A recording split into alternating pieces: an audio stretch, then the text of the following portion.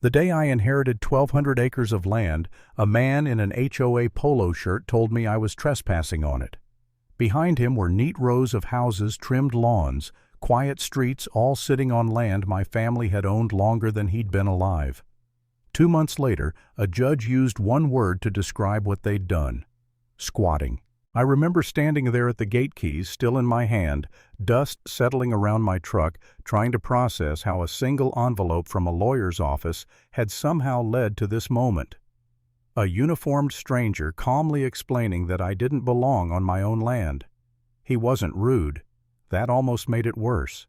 He spoke like this was routine, like he'd delivered the same line 100 times before. "Sir, if you don't live in the community, I'm going to have to ask you to turn around." I looked past him, past the gate arm, past the manicured hedges and matching mailboxes. I saw playground street signs, porch lights still on from the morning. An entire neighborhood waking up completely unaware that the ground under their feet didn't belong to the people claiming it did. I told him my name. Nothing. I told him I'd just inherited the land. That's when his expression shifted. Not fear, not anger, pity. "I'm sorry," he said almost gently, "but that land was developed years ago." That was the moment it clicked. This wasn't a misunderstanding. This was a system, and I was standing right in the middle of it. I didn't grow up thinking about inheritance. In my family, land wasn't something you talked about like money. It was just there, solid, permanent. My grandfather bought that land after the war, back when nobody wanted rocky hills and dense trees.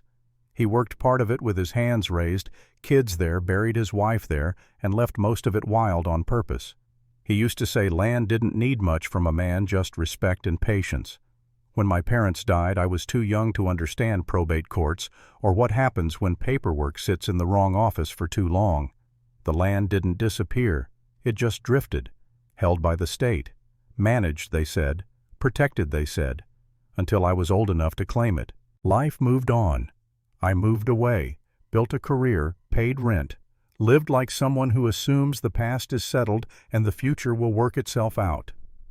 The land became a story I told sometimes, usually casually, usually in the past tense. My family used to own acreage back home. Safe words. Then the letter came. Plain envelope. Law firm I didn't recognize. Inside was a notice that a long dormant estate had finally cleared its last administrative hurdle. According to the documents, I was now the legal heir to approximately 1,200 acres. I read that number 3 times. It didn't feel real. I called the number at the bottom of the page. The attorney confirmed it all, then paused just slightly before saying something that stuck with me. "There may be occupants." I didn't rush back. I didn't panic. I figured maybe a caretaker, a lease, something minor. Land has history. You expect dust. I told myself I'd drive out one weekend walk, part of it reconnect with something that had been quietly waiting for me. That's how lightly I took it. Because no one prepares you for what it feels like to realize your inheritance didn't just sit still. It got used. It got built on. It got sold to people who never knew your name. 2 days after I turned around at the gate, I got an email from the Homeowners Association. Polite subject line, neutral language. They invited me to a clarifying conversation. The meeting was held at a house I recognized immediately. Not because I'd ever been inside, but because it was impossible to miss. Largest home in the subdivision, highest point of elevation, overlooking everything. That was her house, Linda Whitmore, HOA president. She greeted me like a politician on election day. Firm handshake, perfect smile, sunglasses pushed up just enough to make eye contact feel intentional. Everything about her said control. We sat at a long kitchen table with sunlight pouring through oversized windows. From where I sat, I could see rooftops stretching in every direction. She didn't waste time. She laid out maps, development plans, binders filled with tabs and highlights. According to her paperwork, the land had been legally transferred decades ago. Permits, titles, insurance, all wrapped in official language and embossed seals. Then she looked at me and said it calm and dismissive. "Your inheritance is symbolic, not cruel, just final. Like correcting a child who misunderstood how the world works." She explained that progress had moved on. Families lived here now, schools, utilities, roads, all built under proper authority. What I had, she said, was a sentimental connection, a story, not a claim. I asked her one simple question. If that was true, why were we having this conversation? Her smile tightened. That's when she made the offer. They could buy me out. Generous sum, she assured me. Or I could join the association as a non-resident member. Limited rights, of course, but it would allow everyone to move forward peacefully. She said it like she was doing me a favor. I looked around her kitchen, the view, the elevation, the confidence. She wasn't afraid of me. She was certain that whatever papers I held couldn't compete with what she'd already built. Certain that courts wouldn't unravel a neighborhood for one heir who showed up late. Certain that the system rewarded momentum more than truth. I told her I wasn't interested. The room cooled. She reminded me gently that resisting reality could be expensive. Legal fees, delays, complications. She spoke like someone who'd seen this play out before. I walked out knowing one thing. This wasn't a misunderstanding to clear up with documents. This was a power play. The letters started arriving the following week. White envelopes, heavy, official, the kind that make your stomach tighten before you open them. The first thanked me for my anticipated cooperation. That phrase alone should have warned me. The second included numbers, back dues, nearly 15 years' worth of assessments for landscaping, road maintenance, security patrols, amenities I'd never used and never agreed to. I laughed. A short, humorless sound. I hadn't signed anything. I hadn't joined anything. I hadn't even been allowed past the gate. The third letter wasn't polite. It cited violations, non-compliant fencing, unauthorized structures, failure to submit exterior plans for approval. At the bottom in smaller print, a sentence changed everything. Failure to comply may result in enforcement procedures. Enforcement, not mediation, not discussion. Enforcement. That's when I understood what I was dealing with. Paper warfare, the kind that doesn't break windows or throw punches. It just buries you slowly until you're too tired or too broke to keep standing. I called the number on the letter, got transferred, twice. Finally reached a compliance coordinator with a calm, rehearsed voice and zero interest in my explanation. Our records show inclusion, she said. Inclusion in what I asked. The community, she replied like there were no others. I asked her to show me a document with my signature. She paused. That will be reviewed during the enforcement process. That was the moment I stopped calling. Instead, I started collecting. Every letter went into a binder. I scanned emails, saved envelopes, logged dates and times. The language grew colder. One letter thanked me for my continued non-response. Another warned that silence could be interpreted as consent.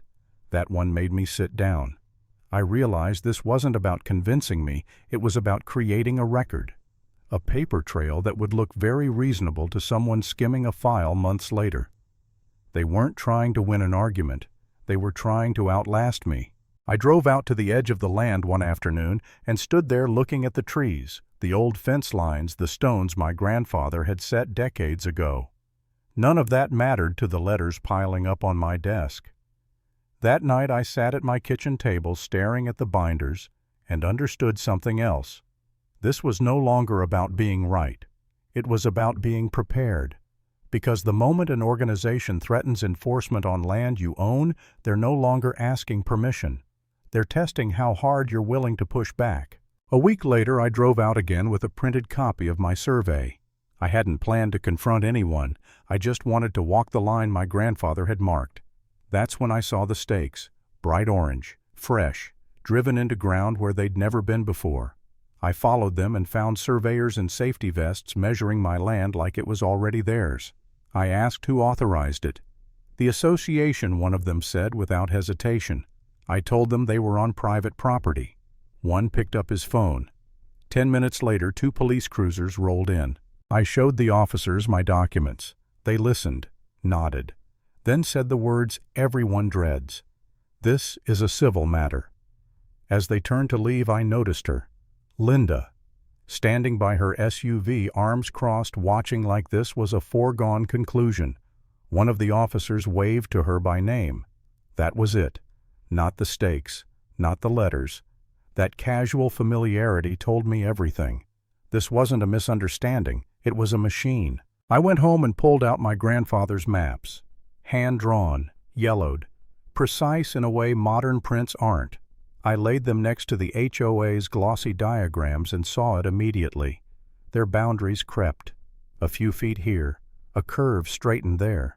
Nothing dramatic, just enough to change ownership on paper, enough to claim ground by repetition.